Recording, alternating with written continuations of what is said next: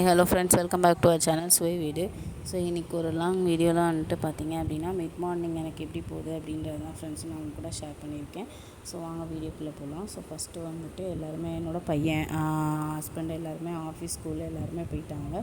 So next வந்துட்டு கொஞ்சம் ரிலாக்ஸாக வந்துட்டு சாங் கேட்டுகிட்டே வேலை செய்யலாம் அப்படின்னு சொல்லிட்டு நான் சாங் போட்டுட்ருக்கேன். ஸோ உங்களுக்கு டெய்லி எப்போயுமே தெரியும், நான் டெய்லியுமே சாங்ஸ் போட்டு விட்டுட்டு தான் கொஞ்சம் வேலை பார்ப்பேன். ஸோ அப்போ தான் கொஞ்சம் சுறுசுறுப்பாக வேலை பார்க்க முடியும். ஸோ நான் வந்து மார்னிங்கே வந்துட்டு மிஷின் போட்டிருந்தேன். ஸோ அதை வந்து மேலே கொண்டு போய் காய போட்டுவிட்டு வந்துடலாம் அப்படின்னு சொல்லிட்டு தான் ஃப்ரெண்ட்ஸ் போயிட்டுருக்கேன். ஸோ இப்போலாம் பார்த்தீங்க அப்படின்னா சென்னையில் வந்துட்டு மார்னிங் நல்லா வெயில் அடிக்குது, ஈவினிங் வந்துட்டு மழை பெய்யுது. ஸோ உங்கள் ஊர்லலாம் எப்படி இருக்குது அப்படின்றத வந்துட்டு கமெண்ட் செக்ஷனில் மறக்காமல் ஷேர் பண்ணுங்கள். ஸோ துணி இன்றைக்கி கொஞ்சம் நிறையா இருந்துச்சு. ஸோ எல்லாத்தையுமே காய போட்டுட்டு வந்துட்டோம் அப்படின்னா நெக்ஸ்ட்டு வந்து கொஞ்சம் நம்ம வேலை செய்கிறதுக்கு ஈஸியாக இருக்கும். ஸோ அதுதான் ஃப்ரெண்ட்ஸ் பண்ணிகிட்ருக்கேன்.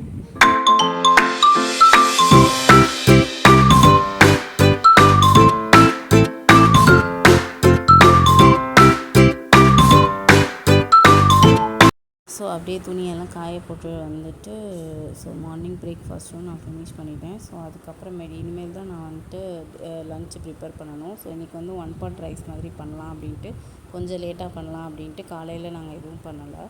ஸோ ஃபஸ்ட்டு வந்துட்டு காலையில் கொஞ்சம் சிந்தி இருந்துச்சு. ஸோ அதெல்லாம் லைட்டாக டஸ்ட் பண்ணி விட்டுட்டு காலையில் இருந்த பாத்திரத்தை வந்துட்டு கழுவி வச்சிடலாம் அப்படின்னு சொல்லிட்டு அப்படியே கழுவிட்டுருக்கேன். ஸோ கழுவி வச்சிட்டோம் அப்படின்னா நெக்ஸ்ட் பண்ணுறதுக்கு கொஞ்சம் ஈஸியாக இருக்கும்.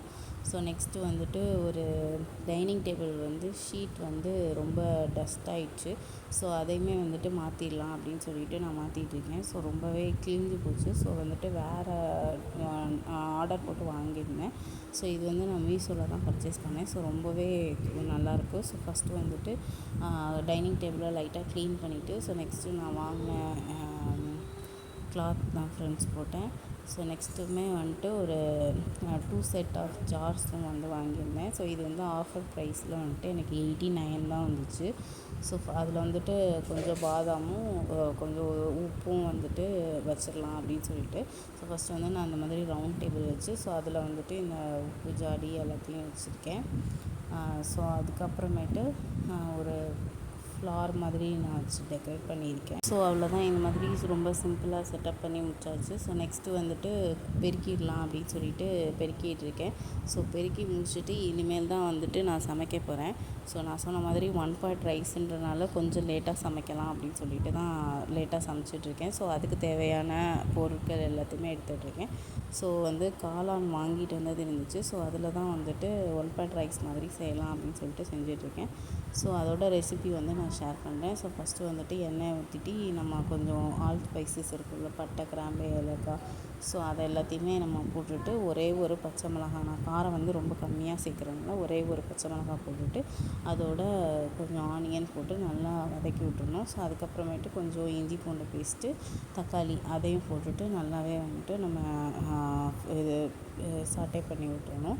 ஸோ இன்றைக்கி வந்து கொஞ்சம் லேட்டானனால அப்படியே சைட் பை சைடு வதக்கி விட்டுட்டு நான் காய்கறி எல்லாத்தையுமே கட் பண்ணிவிட்டு அப்படியே போட்டுட்ருக்கேன். ஸோ அது வதங்கி முடித்ததுக்கப்புறம் கொஞ்சோண்டு புதினா, கொத்தமல்லி எல்லாத்தையும் போட்டுட்டு அதுக்கப்புறம் காளானையுமே வந்துட்டு நம்ம சேர்த்து போட்டு நல்லா வதக்கிடலாம். ஸோ வதக்கிட்டு அதுக்கு தேவையான அளவு உப்பு, நான் வந்து பிரியாணி மசால் பொடி மட்டும்தான் போடுறேன். ஸோ நீங்கள் வேணும்னா ரெட் சில்லி பவுடர் கூட போட்டுக்கலாம். ஸோ அதோட கொஞ்சோண்டு கறி மசால் பொடி போட்டுட்டு தயிர் கொஞ்சம் ஊற்றி அப்படியே நல்லா வதக்கி விட்டுடலாம். ஸோ நான் வந்து காரம் கம்மியாக தான் செய்வேன்.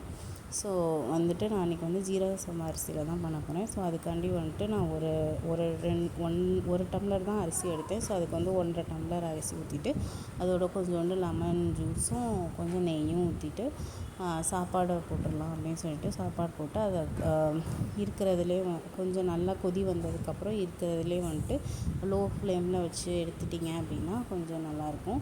ஸோ இதெல்லாம் பண்ணி முடிச்சுட்டு வீடு எல்லாமே க்ளீன் பண்ணி முடிக்கிறதுக்கு எனக்கும் கரெக்டாக இருக்கும். ஸோ இதெல்லாம் ஃபினிஷ் பண்ணுறதுக்கு டைம் பார்த்திங்க அப்படின்னா 12:15 ஆயிடுச்சு. ஸோ சமைச்ச பாத்திரம் எல்லாத்தையுமே எடுத்து டைனிங் டேபிளில் வச்சுட்டேன். ஸோ அது வரையுமே எனக்கு வந்துட்டு இந்த பாட்டு ஓடிட்டே இருக்கணும். அப்போ தான் வந்துட்டு கொஞ்சம் வந்து ஓடிட்டே இருக்கும் எனக்கு வேலை. ஸோ அவ்வளோதான் ஃப்ரெண்ட்ஸ். இந்த வீடியோ உங்களுக்கு பிடிச்சிருந்துச்சு அப்படின்னா லைக் பண்ணி, ஷேர் பண்ணி, கமெண்ட் பண்ணிக்கோங்க. மறக்காமல் சப்ஸ்கிரைப் பண்ணிக்கோங்க. இன்னும் வீடியோவில் பார்க்கலாம். பை.